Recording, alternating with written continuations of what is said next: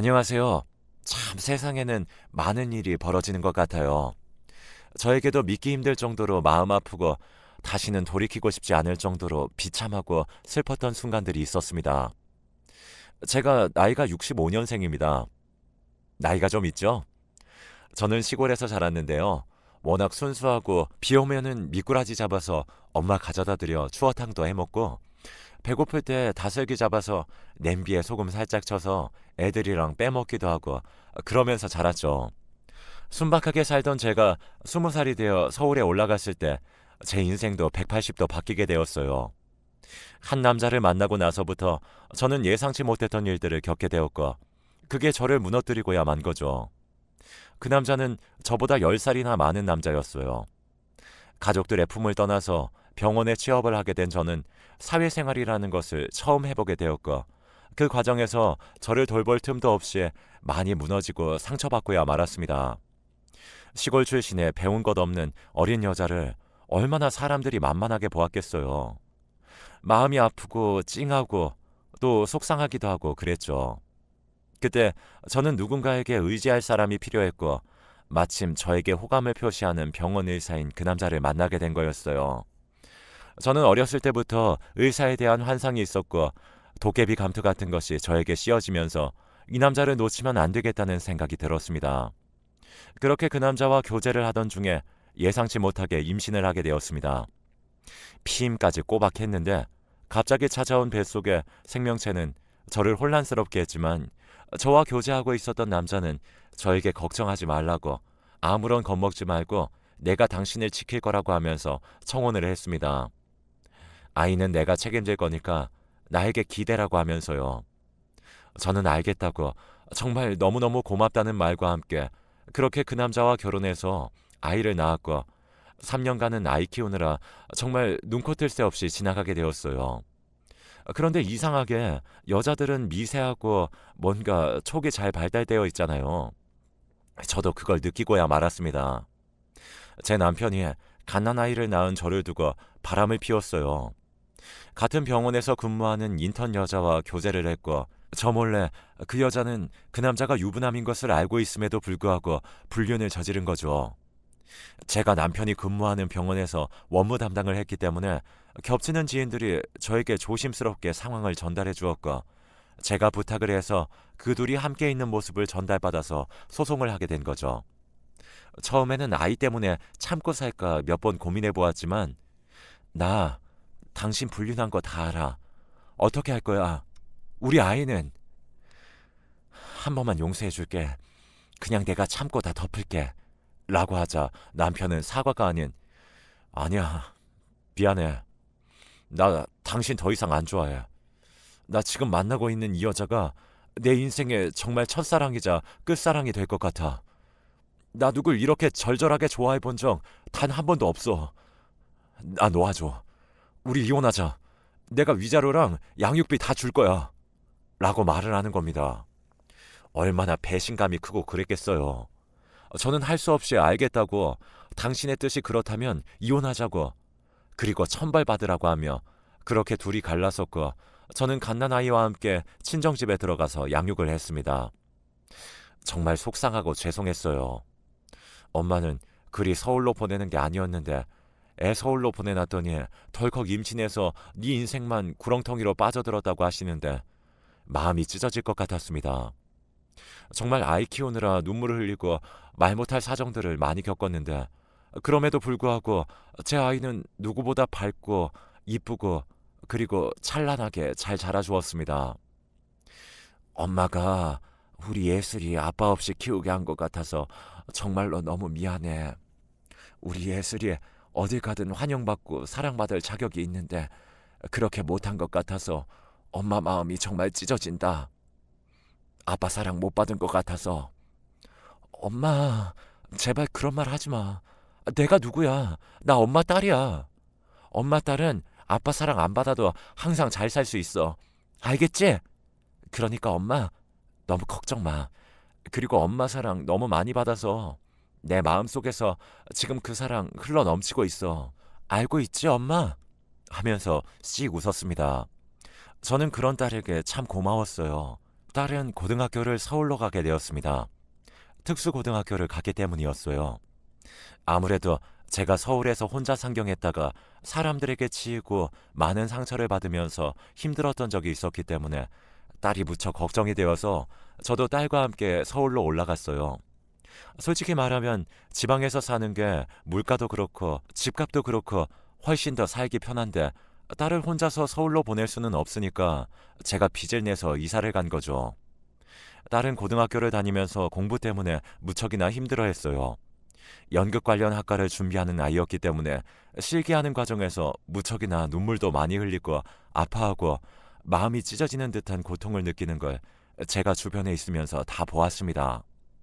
아무래도 연극 이론 쪽에 경쟁이 굉장히 치열하고 또 많은 사람들이 최고가 되어야 하고 누구보다 겉모습이 빛나야 하니까 그런 압박에서 많은 심적 고통을 느낀 것도 있었죠.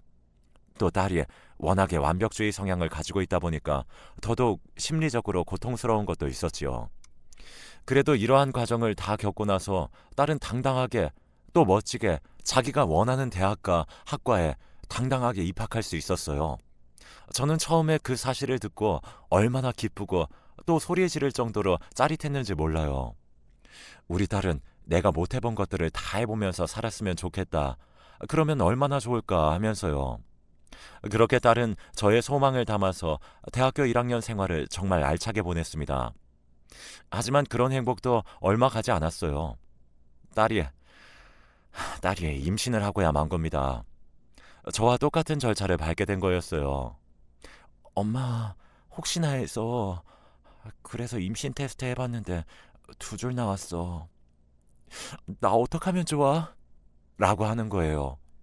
저는 너무나 놀랐고 아니 그게 진짜냐고 자세히 말해보라고 장난치는 거 아니냐고 딸에게 몇 번이고 되물었어요.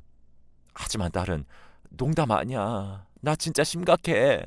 하면서 주머니에서 테스트기를 보여주는 겁니다. 심장이 쿵 하고 내려앉는 듯한 충격에 머리로 전해졌고 현실을 부정해봤지만 달라지는 것은 전혀 없었습니다. 제 딸이 대학교를 다니면서 저 모르게 남자친구를 사귀게 되었고 그 불장난 같은 사랑에 빠져서 결국 아이를 가지게 된 거였어요. 저도 20살 무렵에 아이를 가지게 되어서 남편과 한급하게 결혼하고 이혼하고 아이 키우면서 젊은 시절을 싹 다 흘려보냈잖아요. 제발 내 딸은 내가 지나온 길을 밟지 않기를 바라는 마음에서 내가 빚까지 내어서 서울로 따라간 건데 정말 너무너무 비참하더라고요. 왜 특히 나에게 이런 일이 생긴 건지 하면서요. 엄마가 이혼하고 나서 너 키우느라 정말 힘들었어. 다른 여자아이들은 대학 다니면서 행복하게 하하호호 웃으면서 인생 즐길 때 엄마는 그렇지 못했단다. 그래서 딸만큼은 학교 다니면서 남들과 다를 것 없이 인생 즐기고 그렇게 살길 바랐는데 딸아, 다시 한번 생각해보면 안 되겠니? 엄마, 나도 무서워. 앞으로 내게 펼쳐질 일들이. 그런데 나 이 아이 지우는 건 못하겠어. 그냥 나 평소에 아이 좋아하고 빨리 결혼하고 싶었으니까 그 순간이 일찍 찾아온 거라고 생각하고 이 상황을 그냥 기쁜 마음으로 받아들일래. 그게 내게 훨씬 더 편할 것 같아. 라고 하는 겁니다. 확고한 딸의 의견이니까 제가 꺾을 수 없었고 저는 받아들일 수밖에 없었습니다. 우리 딸이 그런 인생을 살고 싶다는데 제가 감히 어떻게 거기서 반대를 하겠어요. 알겠다고 한 뒤에 딸의 남자친구를 만났고 앞으로 어떻게 해야 할지 물어봤습니다. 딸의 남자친구는 같은 대학교 의대에 다니고 있었어요. 그래서 자기 졸업할 때까지 2년 남았으니까 2년 동안 저희 친정에서 지원받고 졸업하면 바로 병원에 페이닥터로 들어가서 아이랑 이 여자 지키겠다고 말하더라고요. 참 마음이 싱숭생숭했습니다. 아이 아빠도 의사인데 나랑 결혼하기 전에 저렇게 똑같이 말했다가 결국에 나 버리고 이혼했다고 예비 사이 앞에서 말하고 싶었어요. 너도 이런 절차를 밟아서 혹시라도 내 딸한테 마음 아픈 일 생기게 하면 엄마인 내가 절대로 가만 안 있을 거라고 하면서요. 그런데 그 어린 아이들에게 제가 저주의 말을 퍼붓는 것은 아니라고 생각하고 저는 한숨만 더 푹 쉰 채로 알겠다고 말했습니다. 예비 사돈댁과 만나서 이야기를 하고 깊은 고민 끝에 사돈댁에서 아이들이 살 집을 마련해주고 일정 생활비를 지원해주겠다고 약속을 한 뒤 둘은 혼인신고를 했어요. 몇 달 후 손녀가 태어났고요. 정말 손녀는 이뻤습니다. 제 아이도 딸을 지켰으니까 자기가 한 결정에 절대로 후회가 없고 지금 너무나 만족스럽다고 했어요. 저는 딸의 그러한 결정이 참 자랑스러웠습니다. 자기 소신대로 결정해서 후회 없는 인생을 산다는 것 자체가요. 딸의 등을 두들기면서 우리 딸은 엄마 딸이라서 이렇게 똑부러지게 사는구나 하면서 딸을 도와서 손녀의 양육을 시작했습니다. 그런데 앞으로 술술 풀리는 인생길만 남은 줄 알았던 그때 세상에 말도 안 되는 일이 펼쳐진 거예요. 손녀의 건강에 큰 이상이 생긴 겁니다. 6살 때 소아백혈병에 걸린 거였어요. 아이가 기침할 때 토를 하고 갑자기 픽픽 쓰러지더니 남들과 다르게 유난히 삶에 지쳐하는 모습을 보였거든요. 저는 이상해서 빨리 병원에 데려가자고 했고 거기서 백혈병 판정을 받고 바로 암센터 병원으로 들어가게 되었습니다. 딸은 멘붕이 와서 하루 종일 병원에서 살았어요. 저는 일을 해야 해서 틈날 때마다 딸과 손녀를 찾아갔고요. 항암 치료가 시작되자 이쁘던 제 손녀는 머리가 다 빠지고 미라처럼 살도 쭉 빠지면서 무척이나 고통스러워했어요. 저는 그걸 다 지켜보는데 어른도 견디기 힘든 항암을 어린아이가 견디다니 너무나 안쓰럽고 힘들 거라고 생각했습니다. 그래도 분명히 완치할 수 있을 거라고 굳게 마음을 먹었어요. 그런데 하늘도 무심하시지 천사 같은 제 손녀를 황망하게 데려가 버린 겁니다. 아직 꽃도 피워보지 못한 그 아이를요. 제 딸은 딸을 잃고 난 뒤에 말로 표현할 수 없는 커다란 슬픔을 느꼈어요. 저는 그런 딸을 보면서 제 마음이 찢어질 듯이 고통스러웠고 이걸 어떻게 하면 좋니 하면서 하루하루 그냥 미라처럼 살게 되었고요. 진짜 이거는 아니라는 생각 때문에 마음을 다잡기가 너무 힘들었습니다. 저도 힘들었지만 딸이 더 힘들 게 뻔했기 때문에 딸을 위로해 주려고 무척이나 많은 노력을 했어요. 우리 딸 괜찮다고 생명은 다 저버리기 마련이고 건강하게 애도를 해야지 다음에 찾아올 생명도 건강하게 받아들일 수 있다고 하면서요. 사실 제가 아무리 옆에서 위로를 해봤자 남편이 옆에서 아내를 토닥여주고 위해주고 그런 게 가장 중요하잖아요. 그래서 저는 남서방한테 우리 딸 좀 잘 위로해달라고 남서방 지금 힘들 거 나도 잘 알고 있는데 남서방에 그래도 내 딸보다 더 이성적이고 강하니까 좀 마음을 써달라고 했죠.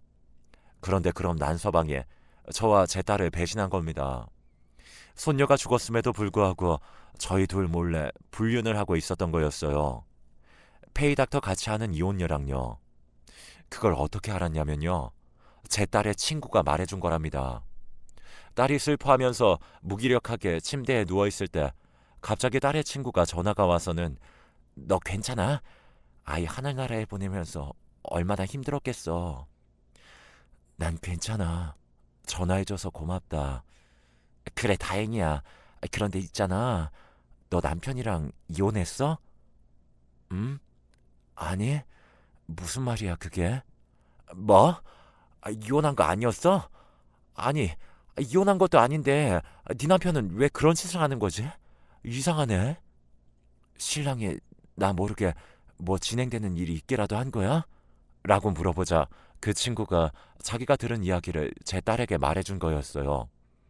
자기 친구가 남편이 근무하는 병원에 교통사고로 입원을 해서 치료를 받고 있는데 입원하고 밤늦게 물 마시러 나갔다가 사위가 거기 이혼한 여자 부원장이랑 작은 방에서 소리를 내면서 이상한 짓 한 것을 봤다고 말을 하고는 그 찰나를 문틈 사이로 찍었다고 합니다.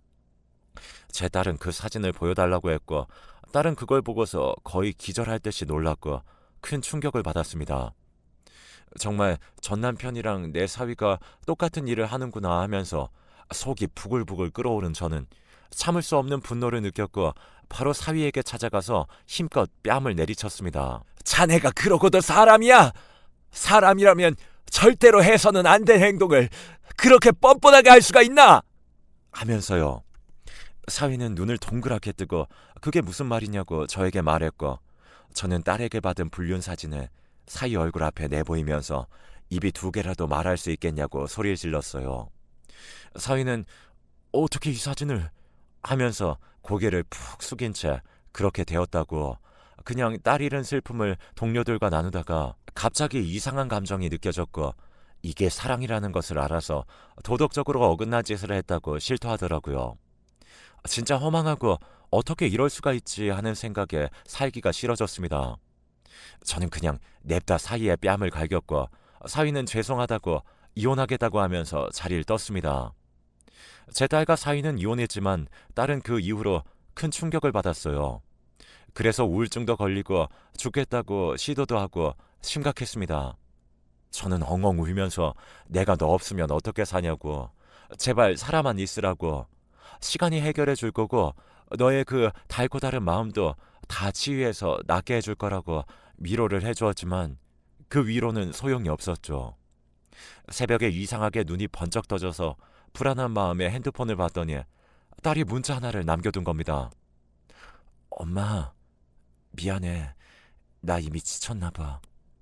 매일 해가 뜨는 게 무섭고 더 이상 하늘을 보고 싶지가 않아.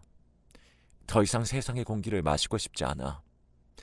이런 나를 이해해주고 사랑해줘서 그동안 고마웠어. 라고 써 있었습니다. 이건 누가 봐도 유서였습니다. 제발 안 돼 딸아 하면서 저는 바로 경찰서에 신고했고 경찰서에서는 위치 추적을 통해서 딸의 핸드폰에 낙동강 모습지 근처에 위치가 잡힌다고 거기 관할서에 사람을 보내서 바로 찾아보겠다고 했어요. 시간은 흘렀고 하루 이틀 사흘이 흘러도 딸은 보이지 않았습니다. 제발 실종된 거라고 말해달라고, 우리 딸이 죽은 게 아니라 실종된 거라고 하면서 저는 희망을 걸었습니다. 그런데 경찰이 수색 중 낙동강 습지 쪽에서 제 딸의 신발을 발견한 겁니다. 경찰은 여기서 빠져 죽은 것 같은데 아무래도 이곳이 습지고 낙동강 쪽이니까 시체가 떠내려가거나 혹은 밑으로 들어갔을 가능성이 있다고, 시간도 많이 흐르고 부패 가능성도 배제할 수 없다고 하는 겁니다. 마음의 준비를 하시는 게 좋을 것 같다고, 살아있을 가능성은 없다고 저에게 말하더라고요. 신발까지 발견된 이상 더 이상 저희도 할 수 있는 게 없다고 거의 경찰 100명을 풀어서 찾아봤지만 아무것도 발견된 게 없다고 말하는 겁니다. 절망적이었어요. 죽었다면 시체라도 발견해야 하는데 시체도 발견하지 못하고 엄마의 마음은 그냥 타들어가는 거죠. 인생이 언제부터 이렇게 허망했던가, 왜 나와 내 딸의 인생은 안녕하지 못하고 저승 떠돌아다니는 망자처럼 불안한 건가 하면서 심한 우울증에 빠진 저는 절에 들어갔습니다. 거기서 사람도 안 만나고 거의 밥도 먹지 않은 채 죽음을 기다리는 사람처럼 살았어요. 그러다가 절에 더 이상 붙어있을 돈도 없어진 저는 죽을 용기도 없어서 서울로 다시 올라가 단칸방에서 간신히 국가 보조금으로 목숨을 이어갔습니다. 그러다가 술을 몇 잔하고는 저는 딸이 실종된 그 낙동강으로 무작정 갔어요. 나도 죽은 딸 따라서 가려고요. 낙동강 습지에 도착해서 죽으려고 하는데 물이 다 빠져서 도저히 제가 죽을 수가 없더라고요. 하늘은 왜 죽고 싶은 사람도 마음대로 죽지 못하게 하는 거냐고 하면서 원망했습니다. 그런데 그때 습지 안쪽에서 어떤 물체가 꿈틀거리는 겁니다. 뭐야 하면서 가까이 보니까 아니 웬 여자가 그 안에서 허우적거리고 있더라고요. 아니 거기서 뭐 하는 거예요? 하면서 저는 그 습지로 냅다 뛰어서 그 여자에게 다가갔어요. 저를 본 그 여자는 나 죽을 거야! 라고 하면서 소리 지르더라고요. 뭔가 싶었던 저는 아니라고, 죽으면 안 된다고, 무슨 일이 있는진 잘 모르겠는데 우리 힘을 내서 살면 안 되겠냐고 딱 그녀를 잡아당겼어요. 그런데 그 여자가 얼마나 힘이 세던지 제 손을 뿌리치고 더 깊은 물가 습지로 뛰어들길래 저는 큰 소리로 여기 사람 살려요. 사람이 죽으려고 해요. 제발 살려줘요. 하면서 냅다 소리를 질렀습니다. 그때 길을 지나가던 그 동네 이장인지 뭔지 하는 사람이 저를 발견하고는 몸을 던져서 그 여자를 저와 함께 끌어냈어요. 이장은 그 여자를 보자마자 한숨을 푹 쉬고는 이봐요. 가까스로 그 지옥 구덩이에서 탈출했으면 악착같이 살아야지. 살겠다고 우리 동네 온 거 아니요? 라고 하더라고요. 저는 이 여자에게 무슨 일이 있었냐고 물어봤더니 이장은 이 여자가 고아 출신인데 열심히 살다가 사업을 망한 이후로 우리 동네에 들어오게 되었다고, 그때까지만 해도 멀쩡했는데 약간 조현병 증상이 오더니 사람이 왔다 갔다 하는 것 같아서 동네에 살고 있던 정신과 의사에게 이 여자에 대해 말해주었더니 그 정신과 의사가 그녀를 데리고 자기 병원으로 갔다가 거기서 강제 감금을 했다고 하는 겁니다. 그러니까 무연고자니까 그 여자를 자기 병원에 입원시키면 건강보험공단에서 나오는 돈을 받을 수 있으니까 입원이 필요 없는데도 입원을 시킨 거였죠. 그 여자는 세상에 믿을 사람 한 명 없다고 크나큰 배신감을 느껴서 마음이 찢어질 듯이 아파하다가 결국 자기 스스로 그 병원을 탈출한 겁니다. 그 여자는 그 의사에 대해서 신고를 했지만 손쓸 수 없게 술을 다 써놓아서 그 의사는 처벌받지 않았대요. 그 동네에서 그 의사는 이사를 갔고 그 여자만 그 동네에 다시 들어가게 되었는데 트라우마가 생긴 것인지 그냥 더 이상 삶의 의지가 없다고 이장님한테 상담을 받다가 낙동강에 몸을 던지려고 하다 그때 저에게 발견된 거였고요. 저는 마음이 너무 아팠습니다. 이 험한 세상에서 정말 풍파 없이 사는 게 얼마나 힘들까 하면서 눈을 꼭 감았어요. 제 친딸이 생각나더라고요. 저는 그 여자에게 제 친딸의 사진을 보여주며 말했습니다. 내 딸도 똑같이 힘들어하다가 이 낙동강에서 몸을 던졌어. 시체도 못 찾고. 아이고, 정말 너무 슬프네. 신발만 낙동강에서 발견되었는데 나는 시체를 못 찾아서 우리 딸이 살아있는지 죽었는지 아직도 모르겠어. 그런데 이런 자식 잃은 엄마도 사는데 이쁘고 젊고 아직 가능성 무궁무진한 아가씨가 왜 허망하게 죽으려고 하는 거야? 하면서 막 다그쳤습니다. 그런데 제 딸의 사진을 본 그 여자가 엄청 토끼 눈을 하면서 이 사람 그 병원에 있던 여잔데? 하면서 그 병원에서 자기가 정상인이라고 우기던 여자가 있었다며 제 딸을 봤다고 하는 겁니다. 저는 너무 놀랐죠. 내 딸이 설마 하면서 그 병원이 어디냐고 저는 물었고 그 여자가 병원 이름을 말해준 순간 쎄한 기분이 들었어요. 그 안에 그럼 내 딸이 감금되어 있을 가능성이 있겠구나 하면서 미친 사람처럼 거기 무작정 찾아가려고 했습니다.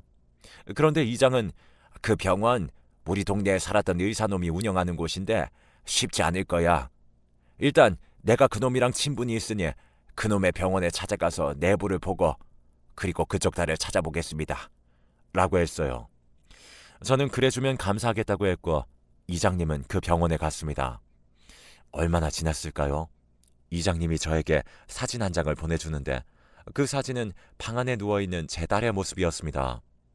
순간 손이 바들바들 떨리는 저는 완전히 제 딸이 맞다고 목에 붉은 점 저거 내 딸이 맞다고 했습니다. 정말 소름이 끼쳤어요. 세상에 무슨 일이야 이게? 하면서 무어라 말할 수 없는 감정이 올라오면서 바로 저는 형사들에게 전화했습니다. 실종신고 처리된 사람 찾아낸 것 같다고 하면서요. 경찰들은 그게 무슨 소리냐고 저에게 추가적인 설명을 요구했고 저는 경찰에게 이 모든 것을 말했습니다. 사실을 알게 된 경찰은 기함을 지를 정도로 놀랐고 바로 수사에 들어가겠다고 하면서 그 병원으로 출동했습니다. 경찰이 병원에 왔으니 병원장은 아무것도 못하고 결국 문을 열어주었고 그 안에서 죽은 줄 알았던 제 딸이 발견되었습니다. 이게 어떻게 된 일인가 했더니 그 낙동강에서 진짜 죽으려고 했던 제 딸이 거기 몸을 던진 거였어요. 겉으로는 물이 깊어 보이는데 그곳이 습지라서 거의 몇 센치 안 되는 깊이에 진흙이 깔려 있었고 제 딸은 죽지 않고 신발이 빠진 채로 허우적거리고 있었던 거죠. 그때 제 딸이 무진장 술을 많이 먹었고 인사불성인 상태라서 본인 이름도 뭣도 아무것도 기억하지 못하는 상태에서 제 딸을 발견한 미친 정신과 의사가 자기 병원으로 무연고자인 줄 알고 끌고 간 겁니다. 제 딸은 연기 연습하느라 지문이 다 다를 정도였으니 신원 확인도 못하고 그렇게 병원에 끌려간 겁니다. 무슨 이런 일이 다 있나 싶었죠. 그런데 이제 공단에서 돈을 받으려면 그 사람 신원이 필요한데 제 딸이 말을 안 해주고 자기는 정상인이라고 주장하니까 안 그래도 자기가 비슷한 사건으로 고소당했는데 이번에도 이 여자가 밖에 나가서 자기를 고소하면 자긴 진짜 감옥 갈 수도 있으니까 안 되겠다고 제 딸을 거기서 강제로 감금한 거예요. 억장이 무너지고 속에서 천불이 났죠. 아니, 왜 이런 일이 발생한 건지, 내 딸이 무슨 죄가 있어서 이런 일을 겪어야 하나요? 사건의 중요성을 파악한 경찰은 바로 구속영장 청구를 했고 바로 그 의사는 구속되었습니다. 그리고 제 딸은 대학병원으로 가서 검사를 하고 상담을 받았어요. 정신적으로 극도로 예민하고 불안정한 상태라고 하면서요. 마음이 아팠죠. 우리 딸 그 누구보다 성실하고 착하게 살았는데 어떻게 이런 일이 발생한 거지 하면서 마음이 아팠습니다. 그래도 딸은 저에게 말하더라고요. 엄마, 나 이번 일을 마냥 나쁜 일로만 생각 안 하려고.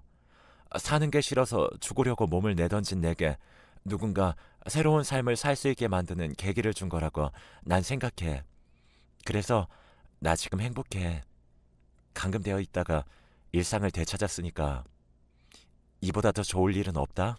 정말로 그 의사 덕분에 안 죽고 엄마 얼굴도 볼 수 있고 나 이제 힘내서 살 거야. 남자 때문에 눈물 흘릴 일도 없을 거고 또 남자가 뭐라고 내 자신을 깎아내리고 그랬는지 그런 짓 절대 안 할 거야. 엄마, 나 이해해주고 기다려주고 찾아줘서 정말 고마워. 이제 우리 힘 합쳐서 잘 살아보자. 라고 하면서 저를 꼭 안아주더라고요. 저는 우리 딸이 살아있었구나. 이건 기적이야. 하는 마음에 너무나 기뻤습니다. 그 의사놈은, 그 개놈 자식은 징역형을 받았고 의사 면허도 박탈당했습니다. 그리고요, 제 딸은 학교에서 재적 처리되었지만 재입학 절차를 통해서 지금은 다시 학교에 다니고 다시 자기의 꿈을 찾기 위해서 한 걸음씩 내딛고 있네요. 저는 그런 딸이 너무나 자랑스럽고 좋습니다. 내 딸만큼 이렇게 강인한 사람은 또 없다고 생각하고 있습니다. 그럼 저의 이야기를 들어주셔서 정말 너무나 감사합니다.